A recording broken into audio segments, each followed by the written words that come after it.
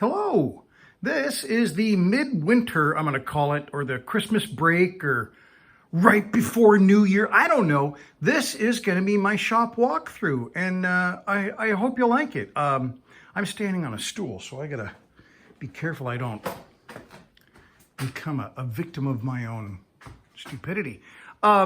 This is my model shop. You know, it was built in 2012. I have been a woodworker for years. This corner is open because I have a big project up there I still haven't finished. But this was built in 2012 for woodworking. I've been a woodworker for 30 some odd years and did it in my garage. And, you know, I really enjoyed it.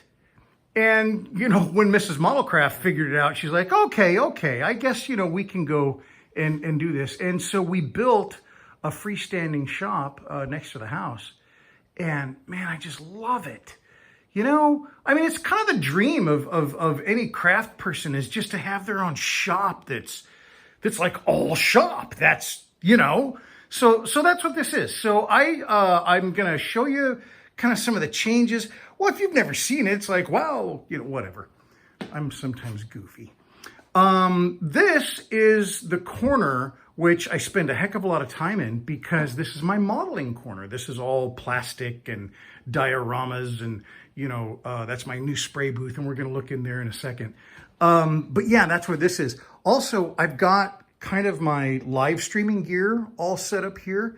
And though I've showed it before, I haven't really talked about that. I think that might be a different video later on in 2025. But I've got a pretty fun little setup here so that while I'm modeling and doing the live stream, I can be my recordings for, you know, future videos and all kinds of stuff. But we'll come back to this.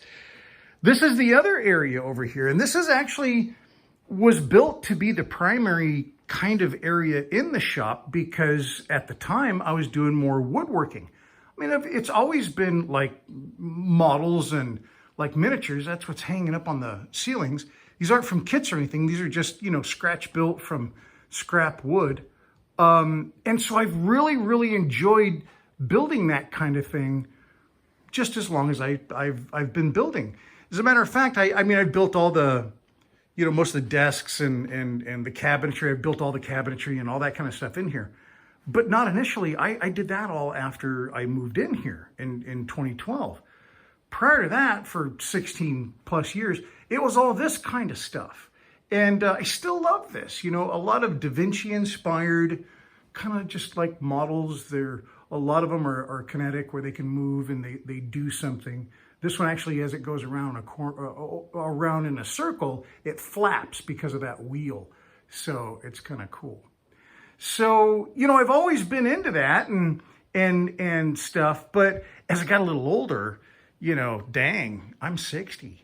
You know, I don't feel 60, but I mean, my back and my knees tell me I'm 60. So doing bigger projects or stuff where I got to stand up is not so great anymore.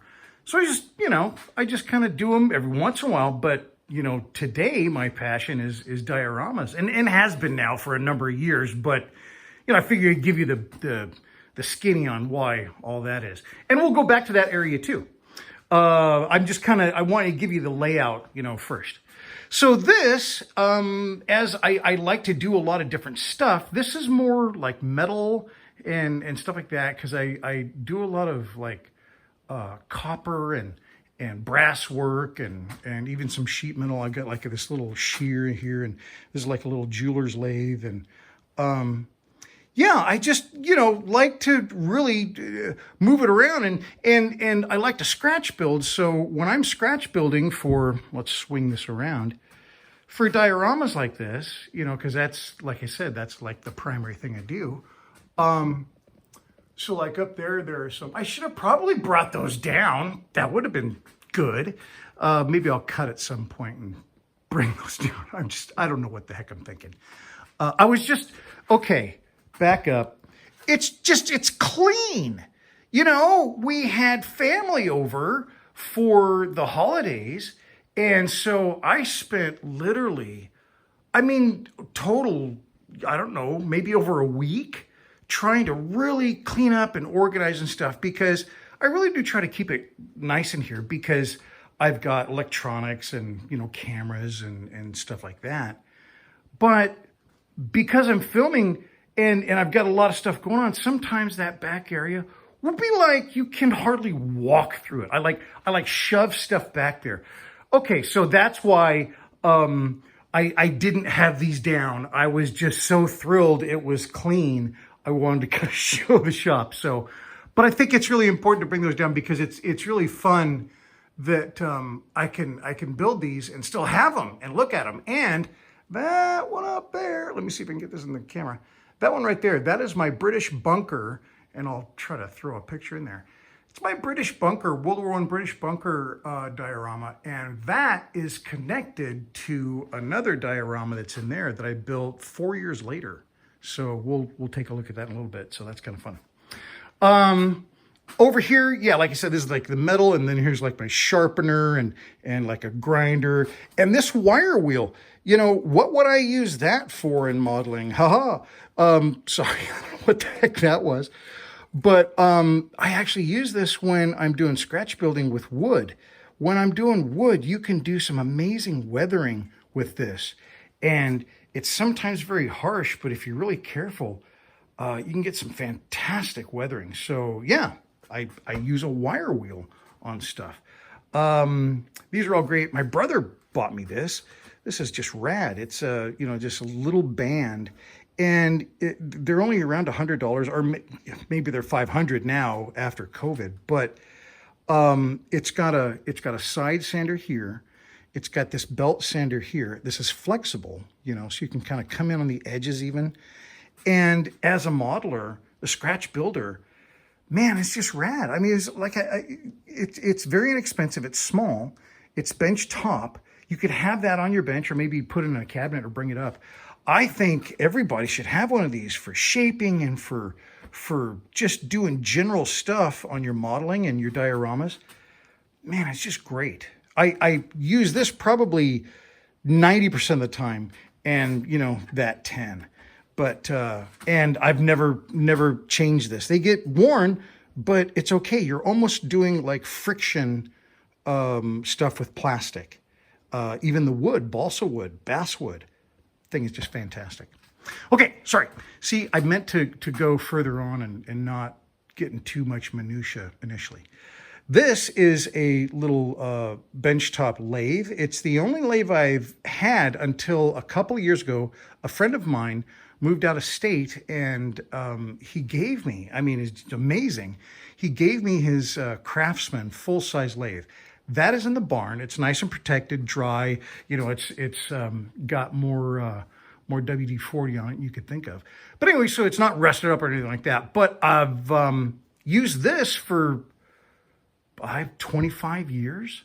And because of the kind of thing that I build, and like these little, you know, wooden models and almost like demonstration models, that's one of the things that I used for examples, and the planes and the Da Vinci kind of stuff. All that kind of jazz that I built, this, you know, everything was turned, that I had to turn, on this little lathe.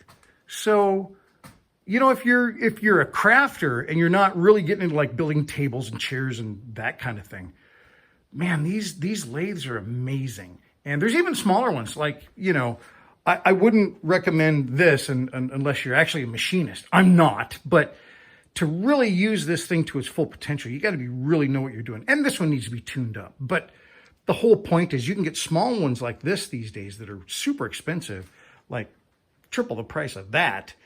I wouldn't go for that unless you're like super into it. Why am I saying all these things? I'm going to keep going. Sorry. Back here is where I do storage and kind of my production line. Sorry, I had the camera kind of low there. Sorry about that. But this is kind of where I have, like, if I bring in a lot of wood, and like I said, I don't do as much woodworking anymore because I used to do it constantly. That was like the thing. And when I would take a break, I would build a model.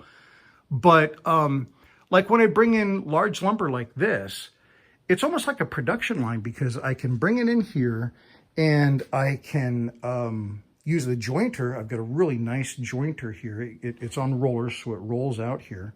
I joint it, I throw it through the planer, I hit it on the table saw, and I can dimension and get all my wood ready for a project. So that's kind of neat. The shop was, designed with that in mind. Now that I don't do as much woodworking, it's still great because I, can still use it, of course. But I store like my stash, my model stash up here. And this is it. I don't have a heck of a lot. I know some folks that have, oh my goodness, a lot.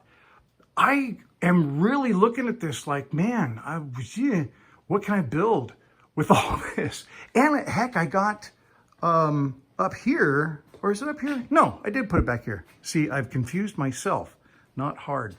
It's right there. That's one of those big wingnut wings, Felix Stowe.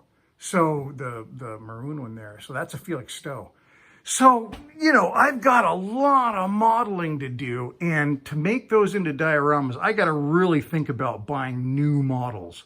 I love the models I have and bought them, specifically with a diorama in mind, because that's really what I do. I don't know. Maybe I'll get to some point where I just build models. I just really like to put them in a diorama. And so that's what I think of when a model. I don't think of just building the model, really. So anyway, Bobbity, that is that. Over here, this is like this little desk, a standing desk. I'm a total Lord of the Rings fan, The Hobbit and all that kind of stuff. I just got these for our anniversary. Miss Muddlecraft got something, and this is what I got, was these sketchbooks, and they're just amazing.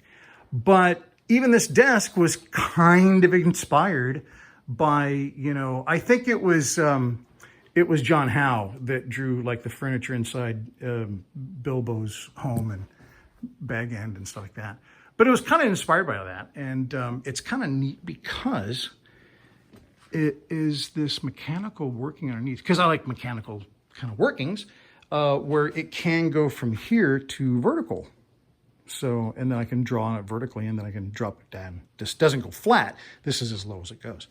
But yeah, and then it's got a bunch of storage here, and I really like it.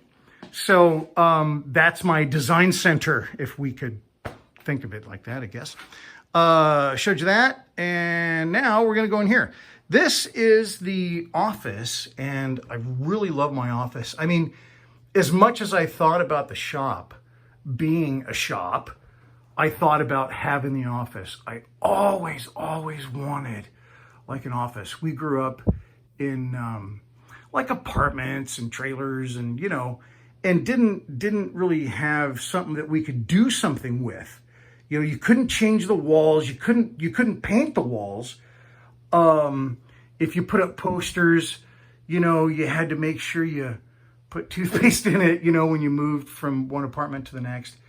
And so I really wanted something where I could do something with.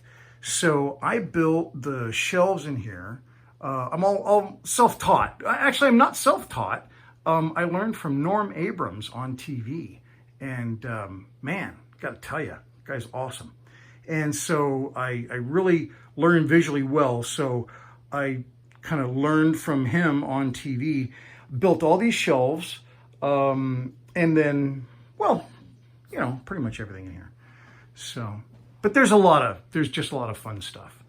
And that was the other thing is I always wanted a place to, first off, display my dioramas, but kind of be surrounded by it. You see a lot of these folks online these days, and they have these real sparse like offices where they do their editing and all that kind of stuff. And that's perfectly fine. It's really beautiful and stuff like that. But every single thing in there, they just cherish. Well, same thing here. I'm just like 3 times older than most of those folks, So I've just got a whole bunch of, things that I've collected over, holy cow, a life, and this is where you got them. And it's really fun. So to me, when I come in here, it's a very, very comfortable place. Not much has changed in here, although I do have my latest diorama in here, and I shifted some stuff around. I also got carpets this year. Now, these two carpets are the ones I'm really talking about. This one here and that one there. They're kind of for your office chair. So they are kind of really thin, but they're only like $35 on Amazon. And I'm not trying to plug it. I'm just saying, you know, to have that. But the thing is you walk in here and you can feel or hear that there's no echo, right? I mean, it's just really nice in here. Mrs. Modelcraft and I come in here and we watch like movies, you know, on the TV or play, you know, I got a PS4 down underneath there.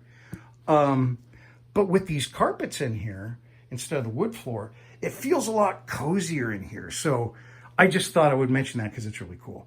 That carpet in particular, I got in Istanbul, Turkey in '84 when I was in the Army. We went there on it was like a, you know, thing with them. We were really friendly with Turkey back then. And yeah, it was really cool. I got that at the Grand Bazaar. So this is, why don't I start going in detail, because that's like the whole kit and caboodle. That's the shop out here, right? We did all that. And so why don't we just start in here and then we can go out. My friend, who has been my best friend since 5th grade, he pretty much gave me all of these comics. I'm not just like the master comic collector. Now, the Rocketeer are. I actually purchased those when Rocketeer first came out. But like the first Iron Man, the first Silver Surfer, Doctor Strange. Heck, down here I've got a Freak Brothers that's you know, first edition stuff. All that, you know, my buddy gave to me, you know, and it's just, they're awesome.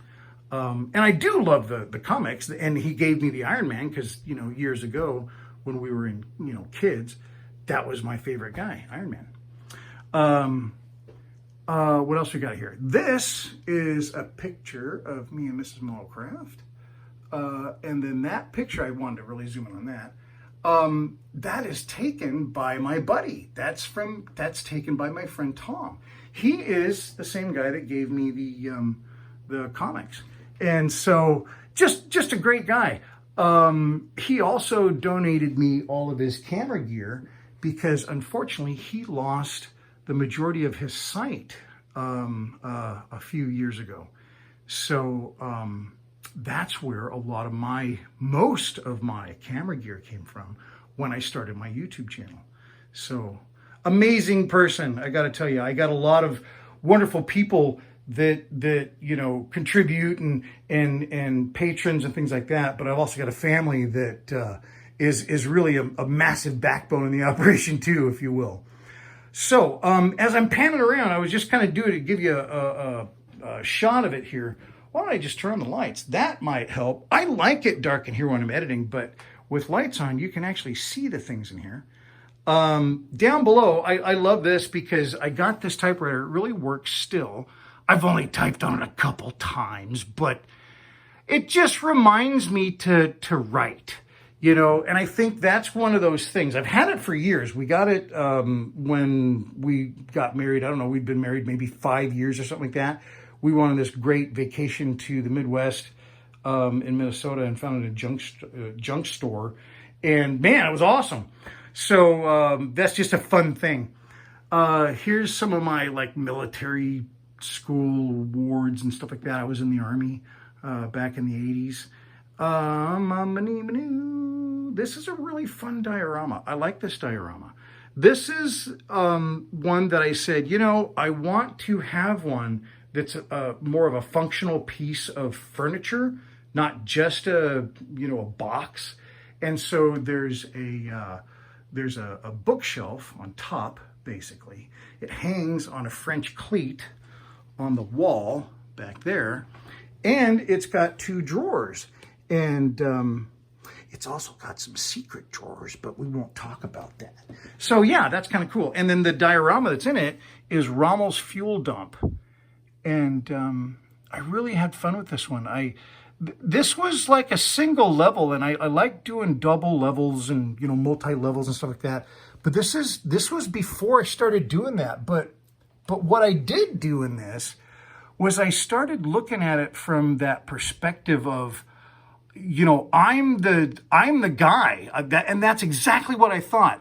I am the driver, and I had this terrain, because that's kind of how I do it. I come up with my terrain first, and then I adapt a camp, basically, to it. And I try not to mess with the terrain. I mean, I have that in mind when I'm carving it, but honestly, I try to make it so it's not perfect, you know, so it's not like perfectly dug and stuff like that. And I think it's really fun. You know, that perspective helps you make decisions that you might not make. So anyway, I've got other videos of that you know, you can find on my channel. So this is my latest one, which is the World War I trench diorama. I absolutely love it. And I am, you know, just about finished doing videos on it. I've done individual videos for all of the different parts of it, but I haven't done like this one fully all-conclusive video, so I need to do that. This is a really cool thing that I found at like a surplus electronics store, Vetco, in you know, near where I live. And I cleaned it up. There was nothing in, well, there was stuff in it, but it wasn't complete. It was an old balance. And so I cleaned it up. I took everything out. That is not supposed to be in it. That is a, oh heck, it's for surveying. And I just put those in there. But this is going to be the future home for a diorama. I cannot wait to put a diorama in this, because it's all that, you know, that hammered kind of grayish paint on it, hammer coat, I think they call it. It's really cool. These things slide up. You know, this is just stuck on there with a magnet. But I'll light the whole thing later, and this whole thing slides up, and so I can put something in there. So yeah, this is really exciting. I don't know exactly what I'm going to do, but I'm really, really super jazzed about doing it. So anyway, so that is that. And even what else we got? I really like submarines. That's from one of my favorite movies for Hunt for Red October. And I don't have that ship, but I do have a Los Angeles class that I haven't built yet, which would be fun. So I've got that. There's a little U-boat. Here's the Washington. Sorry, behind my door stuff. So I really like those. I think it's cool because I think it's just incredibly scary. Back up in here, there's the Nautilus. And I really like those figures up there, but it makes me sad that my Nautilus is kind of covered up from that because I like my Nautilus. Anyway, these shelves, like I said before, I built, and they're built out of poplar, which is kind of an outside wood, if you will. Outside meaning you wouldn't want it as the external wood. It's typically used for like drawers or, you know, inside cabinetry and stuff like that, where you have like a nicer external wood that you put on it, like cherry or mahogany or whatever. But my idea was, you know, use a very inexpensive wood, you know, build it really well, just like you would out of an expensive wood, and then use dyes. I used waterproof dyes to color it. And the whole plan worked great, except for the fact that dyes and all the finish and stuff was remarkably expensive to get this finish. I mean, I like it. You know, there's like that's all faux stuff up there, you know, with my airbrush. I kind of put knots and stuff like that in it. But it was super expensive. And it was all water-based, and like I said, worked wonders. I really, really like it. But I think I saved money. I didn't really price out if I were going to do this out of like mahogany or something like that. I'm sure I saved money. But I was super surprised at how much stain this thing just drank up. And then the process to do the staining, you know, that was just crazy. On top of that, these are kind of like, oraries or planetarium kind of a things. That's like a Da Vinci, I think it's called a 7 or a 9 spring catapult.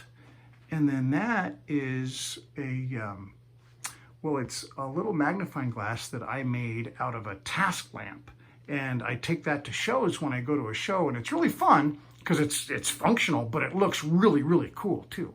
So, yeah, I like it. And then these, see that wing up there?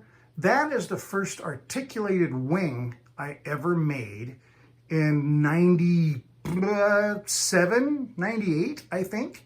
And that kind of got me into the Da Vinci stuff. And I've done an awful lot of that ever since. This is a really fun magnifying glass basically over this map. And it's supposed to be, well, I mean, if you look, it's just like one of those task lamps too. But it uses lead-filled copper tubes for counterweights, So what you can do is you can take this and put it anywhere. Feel like I'm going to break it by trying to show you this with one hand and a camera in my other hand. So I'm not going to do that. But yeah, it works really cool. But it's also just that same task lamp design. But the idea came from this. I'll go around here kind of slow. Came from this. Now the movie 20,000 Leagues Under the Sea is one of my favorite. And remember that submarine up there, the Nemo, the Nautilus? Well, that's the same movie. And inside there was like this really cool aesthetic, and that's what that light is there. Let's see if I can get a better shot from the side here. But it's all made out of just pressboard and then painted. It'll look kind of faux. And that was one of my early things that I did to try to figure out, kind of weathering, on a one-to-one scale, really. So anyway, yeah, that's it. All this stuff is, like I said, scratch built, and that's a Taube, really great German, or I think German or Belgium. I'm sorry. I really don't want to mess with anybody, but I don't remember. But an amazing early aircraft, used wing flexing technology, and I think it's Taube is dove, I think, in German. So yeah, very, very cool plane. There is a guillotine up there because I used to smoke cigars, don't anymore. Yeah, so that's the office. And like I said, it's just fun. It's just a bunch of kitschy stuff. And I'm a big, huge Indiana Jones fan. So, that stuff is in here. And it's, you come in here and it's cold outside in the wintertime and it's dark. And I got a cup of coffee. I'm a huge coffee and saucer fan. It's like one of my weird things, I guess. And I'm like reading because I don't want to start my computer right away. It's really awesome. It's just a really, really cool place. Oh, this is a really cool radio that my father-in-law gave me. And it works, but I don't have it plugged in because it needs to go over. It's like tubes and all that kind of stuff. So I need to have it gone over and all that kind of stuff, and then I can fire it up. But yeah, that is the office, and I do all my editing in here, and I have like all my storage and stuff like that. I don't have it all live. I have some stuff archived and I can drop them in here like that. But I've got backups and all that kind of stuff. So I do all my editing for videos and stuff like that in here. And like I said, it's just a super, comfortable place to be in. So it's not bad to be in here for a while. And when I got to get up, or my back starts conforming to the chair, I can come out here, and even when it's cruddy weather outside, I can just kind of hang out here, do something for a while, stand up, move around, you know what I'm saying? And I like it because it's there's always something to do. As a matter of fact, so I said earlier that, I was just amazed that it was clean. Well, as I've been trying to film this, literally over 2 days, I've like had to hold myself back from like working on something and pulling stuff out and starting in on a project, because I'm just that kind of way. So anyway, and the reason I didn't do it is because I wanted to keep it clean so I can get a good, video to show the stuff off. Okay, so we have gone around, but we have not really done detail out here. These are all little cabinets that I started building. I love the darker woods. I just really do. I always built these kind of things. This is like a Da Vinci ornithopter. And this is why I started woodworking and doing stuff like this, because I just love the idea of it. I mean, I also did some copper work and stuff like that, but I really had a thing for these wings. And these are all articulated. They like move and flap and all that kind of stuff. So as I'm learning all that kind of jazz, I hadn't done any kind of a cabinet. I just had, stuff like those. These are just like some plywood cabinets, which those still need to be like flipped and made nice cabinets out of, but that's a whole other story. So once we did finally build the shop in 2012, I reference that because I have such a terrible memory. I wrote it there over the door so I'd remember it. But yeah, so we built it in 2012. And then I said, I really would like to start doing a little bit more of the older style woodworking. I hadn't done a heck of a lot of the stuff that required like a really nice dovetail saw and that kind of thing, you know what I mean? I just didn't have that yet. I had like these chisels, but I hadn't invested in some of these really super nice shoulder planes and hand planes. And so once I got to this, where I'm starting to build these cabinets and stuff like that, it takes a little bit more of a tool. Well, that's not saying it right. It's just that you can take more time with a tool that you love using, and I think you get a better result. And that's the case with these. This one is true mahogany. These, I discovered sapele in the 90s, and at the time, you could see it for $3 some odd a board foot. Now it's like 7 to 10 to 12, whatever. But this is all sapele. And I really love those dark woods, as I said before. And when you're working with it, and you're paying for this. I used to only work in scrap wood, but I bought this wood. You really think about the precision that's needed to make sure that you don't waste any, but it's going to last. It's a really expensive wood. You want it to last, and so you want to put as much work as you can. So I just kind of went through and learned as I went. I built this little tiny guy as kind of a test of building it. I like to do stuff in scale, and it's got a little drawer on the front. You can kind of see these are all a bunch of knickknacks. But like I said, I love that. But anyway, that little shelf there was also one of the first ones I did. And then I started just learning how to do more traditional woodworking after years of doing woodworking, but never doing a traditional woodworking style project. And then when I did, I really enjoyed it. Dovetail and blind dovetails and all that kind of stuff, raised panel doors. And it's not that I kind of went away from this, which is a super nice table saw, and there's a router down in here. It's just that I found myself enjoying working with the wood. I think you honestly, as a longtime woodworker, you can fall in love with wood. Just the feel of it, the smell of it, working with it. It's very, very intoxicating. I'm not saying that for any other reason than it is. Wood is an amazing thing to work with. And when you slow down and you're cutting stuff, it's not a spinning blade, you're taking this in your hand and, you're planing it flat.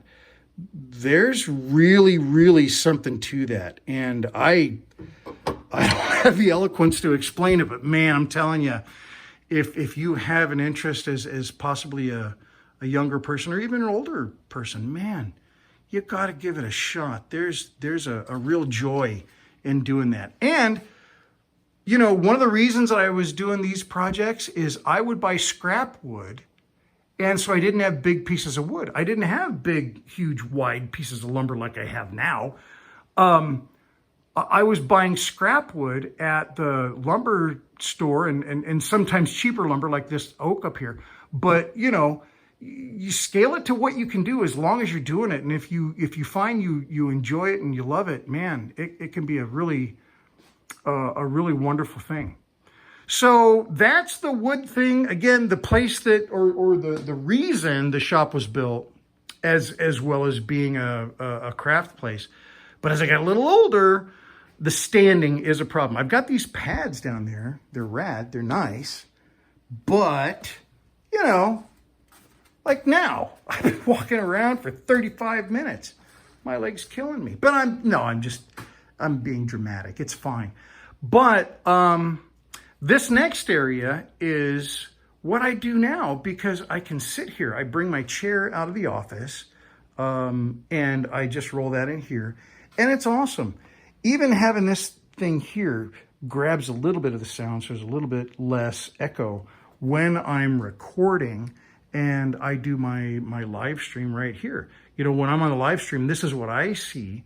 And I'd kind of like to share that a little bit, but I also know that it's so busy for a lot of folks, it's just like, it would just look like garbage in the background. So that's why I'm trying to do a little bit of cleanup back here and make sure that it's still me, it's still usable, it's still what I want in my shop, but it maybe is a little bit easier to see in the background.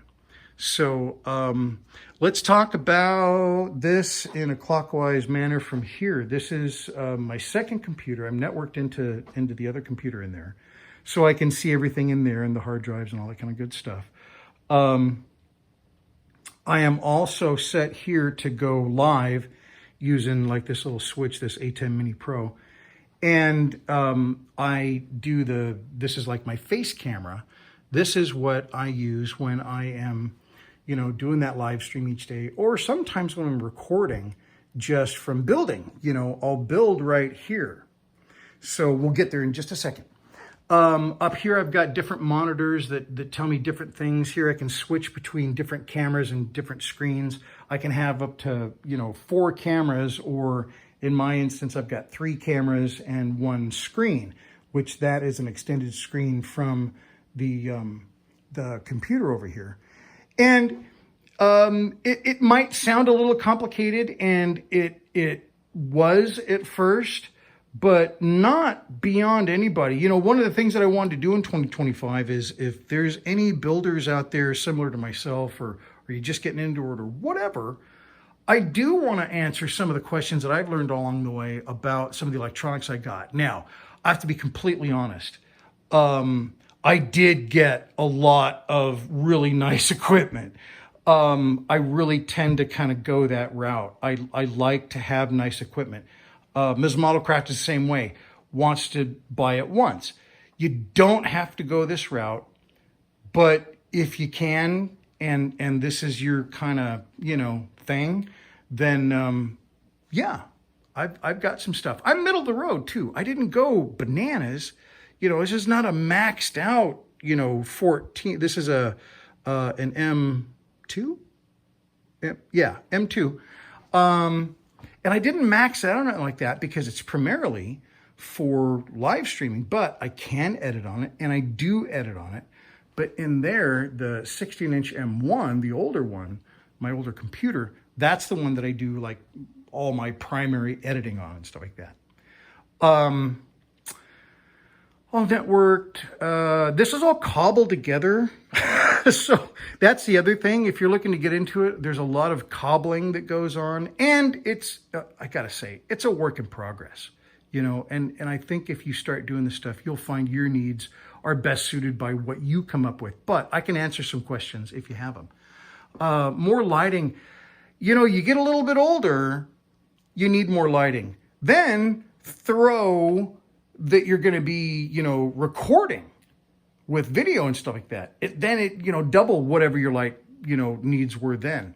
So that's why I've got so many lights over here. I think I need to do, as I'm doing a little bit of reorg over here, I need to do a little bit more of an evaluation of where and what my lighting is looking like, because I want to, get a little bit better capture when I'm building here. So far as cameras, I've got a couple of Canons. My friend Tom, I talked about him way long time ago in the video. This is 40 minutes we're in. But he gave me these. These were his. He unfortunately lost a lot of his vision. He's legally blind and couldn't use them anymore. He gave these to me, and those are one of the reasons I was able to start with really looking at trying to make high quality pictures and stuff like that of my dioramas, because I hadn't really done that up until that point. So when Tom was able to do this for me, thanks again, Tom, I was really able to kind of dive into it. And of course it was over COVID. So that was an amazingly terrible time, but it was also, if you were trying to make use of it, I think that there's some people that might express it was a very learning time. There was a lot of that going on. Back to these, did I talk about these? Man, I have filmed this like so many times, I don't know. What I have here are all my tools lined up, and since I'm a woodworker, I've made these little caddies, and I do prefer having the mobile caddies. I've seen the systems, which look super nice, where they're all, magneted together and all that kind of stuff, and you can fill your space, and that's brilliant. I have some friends that have that. It's super organized. But me, I might want to take this caddy, which is all my primary tools, and this one, it's kind of this and this go together. And I may move over there to that bench. That's my outfeed table. And I may want to work over there. I can do that. And that's just kind of my style. I may want to do the same thing over here. So while I have a little bit more capacity to do that kind of thing because I'm a woodworker, if you have somebody in your family or a friend or something like that does woodworking, maybe show them, some of your needs, because I really prefer this. I've had some of these for, this is my caddy. I've had that for 20 plus years, because even though I wasn't like model building for my only craft, I've still been a model builder since I was, 6. Me and my brother, my dad didn't really build models with us, but me and my brother built models all the time, and very super competitive, because it was like, initially it was cars. So back here, I got to show you this. This is Oscar, and he was my shop cat for 20 years. And he passed away earlier this year, but man, he was the best. And so I've got a little place for him, because he would sleep, that's a picture of him sleeping right on my desk, right in front of my computer, so I couldn't, work. And then this is his other spot. He would sleep right here. Now, Ghost is our new cat, and he found us. He was a stray, just like Oscar. Oscar found us, 20 years ago. But Ghost is not in here because he's in bed. He sleeps in the garage. But he has taken over in here pretty well. He knew Oscar, but they weren't getting along because, Ghost was a year old and Oscar was 19 when they met. So anyway, yeah, we're both, Mrs. Modelcraft and I, are just super cat people, like mega extreme cat people. And these are our family. So yeah, there are quite a few. We've been together for 30 years. And so there's quite a few cat pictures through here. And, we always take a second. I've got all my kind of quick grab stuff here. The stuff that I'm going to get to quickly, I have it organized here. And that goes for the entire shop. I said we've got these zones, right? But that's because when I get in these zones, I don't want to have to really go across the shop, though I sometimes do, to get the things that I need to work on something that I would work on here naturally. So that's kind of how I'm thinking about each of these areas in the shop. Now, I realize this is a heck of a thing, but, you know, to have all this room and to be able to separate areas and stuff like that. But I will just give you this. I'm 60. You know, you probably aren't going to have this when you're younger. I sure as heck didn't. But, you know, you can build toward that. And if you can do it now, brilliant. Hopefully I can give you some ideas. This is the latest wood project that I've built, and it is a curing cabinet and spray booth. And I have the little spray, it used to be right here, the little spray booth, and I've used it for years and it's just been fine. There's nothing wrong with it. I still have it. But I wanted something bigger, and I wanted something that would vent outside, and I wanted something that I could do a curing cabinet, which is, well, let's fire it up here. There's absolutely no need for this, but I think they're cool. That's something that John Robeck and I talk about. But, so that's the master switch. So I can literally just go like that, and the whole thing is off. So I don't have to worry about anything. That's the master switch. Here, this is just the light just for like when I'm going to spray, you know, and that is, you know, I can change the temperature of that light inside the cabinet. If I'm spraying, these guys are open. And I've got two fans up here. I've got some things on top of it. Sorry.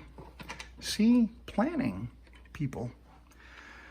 Up here, there's this big box. And in this box, underneath this, is a squirrel cage fan like you would have in your bathroom, you know, like in the ceiling of your bathroom. And that dumps into this chamber, and there's a wall between them because I wanted to separate the chambers. And that then is picked up by this fan, which is an exhaust, kind of a booster fan, and that goes straight out the wall. And then on the other side of the wall, there's one of the, it's like a dryer vent. You know, it's got the little flap thing on it and like a little cage underneath it so animals can't get in it and stuff like that. So I don't lose any temperature. I don't lose any heat. You know, with this is all buttoned up, you know, and shut and everything like that. I'm not going to leak any heat out of the room. But when I hit these two fans, and that's these two here, those two fans will pull anything that I'm spraying in here out. And so there's just your standard spray booth. I'm using, let me turn those guys off. They're not too loud either, which is nice. I am using a 20 by 20, I think it's called a Mirror 13 or something like that. It's just a plain house filter. I did not want an exotic filter. I didn't want anything. I mean, I looked at the one that had the most, and there was just boxes of these. And that was the choice. And I also wanted a large area because I didn't have a large area back here for a plenum, you know, a gathering box for that. So that plenum is only about, behind there, is only about 1.5 inches. But because it's got such a large area, works great. You can see the paint kind of gathering at the bottom, just slightly. So that is when I am spraying. Now, if I want to cure, I'm going to move this stuff out of the way. Then what I do is I close this, and I'll show you what's in here. There's a light bulb, and this is just a piece of tin that I spray painted black just so I don't get sunspots from it, you know. So there's a light bulb behind it. There is a temperature probe that I made a little bracket, and so I wanted it out away from the wall. And then here I've got a small recirculating fan. And so what I can do is I close these, I put whatever I'm working on in there. I close those, I turn on, well, I can turn that off, that's the regular light. I turn this off, on, that's the fan. And then here, this is a thermal digital temperature switch, I guess. I'm making that up, but I mean, that's what it is. I don't know exactly what it's called. But I hit set, and I typically set it to 85. And as soon as I hit set, it turns on that light bulb. Now that light bulb will stay on until the temperature in there reaches 85, and then it'll turn it off. The circulating fan still runs, and that probe back in the back of the, give you a better perspective here, in the back of the cabinet, that's reading the temperature. And so anything you put in here, there's no dust because this is closed. Well, hopefully there's not. But it'll just recirculate the air inside there and at 85 degrees. And then this controls the light bulb, not the fan, but just the light bulb. So yeah, I was really happy with that. So that is, you know, how to take your basically just a simple spray booth, you put doors on it and make it into a curing cabinet. What I like to do is like do the Tamiya as my first base coat, because that seems to stick to plastic really well. And I'll put that in there, and I want it to cure, not just dry, but cure. And this can do it faster. That's the only reason. I also use like a solution of vinegar and iron, which is, you know, like steel wool. And what that does is that darkens wood. So I will sometimes flood balsa and different woods with that. I put that kind of stuff in here, and it helps, you know, get that moisture out of that wood, the vinegar and stuff like that. So that is for me a really fun thing. I've wanted to do it for years. I've had the stuff to do it for years. I just finally got the chance. So that is that corner. That is this corner. What else we got? We already kind of went through over there. This cabinet I got to talk about. This cabinet is my great-grandfather's. I had no idea. During COVID, I come from a family that was like, you know, scattered. So during COVID, I learned that this was my great-grandfather's cabinet. I believe he built it during the Depression. And it's all hand-built, of course.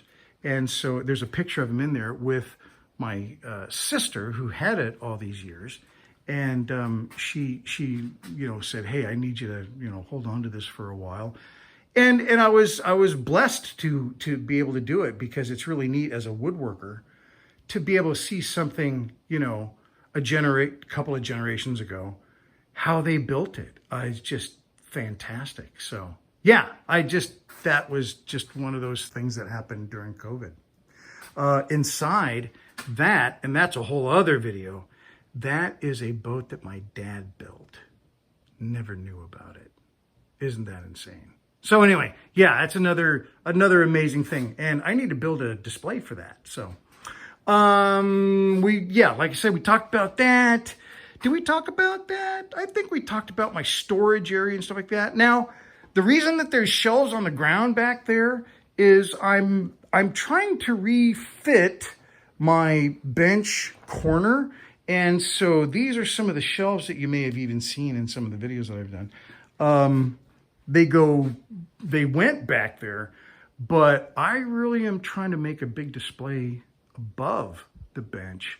And so that's kind of on the docket. So anyway, I think I've kind of hit everything. Well, I know I haven't hit everything, but I hope I hit the interesting stuff. Gosh, I hope so. And I sure hope you are having a heck of a holiday season. Okay, see, this is the thing. I do stuff and I don't think about it. See all that stuff? That's all kind of Da Vinci, kind of, I don't know. Some of it is just like neat old models, like, you know, the trebuchet and stuff like that. That's the kind of stuff that I love building. So I've got some videos out there that show that stuff. And if you find that you have a question about anything that I've said or talked about or rambled on, because certainly nobody can watch all of this, please just ask. I think it would be wonderful. This right here, see, I just keep talking. This right here is a miniature woodworking bench. And this is where I have a lot of my miniature tools. Because, again, I love miniature tools. These are all, well, most of them are from Lee Valley. And Lee Valley Veritas. There it is, Veritas. Made in Canada. I have been buying these tools. Mrs. Modelcraft has actually been buying these tools for me every Christmas for 17 or 18 years, I believe. It's a kind of a collectible that turned into real tools. And I use these little guys. I just got this one because my first one, which I believe this is the very first one they did, like 17 or 18 years ago, mine finally kind of pooped out.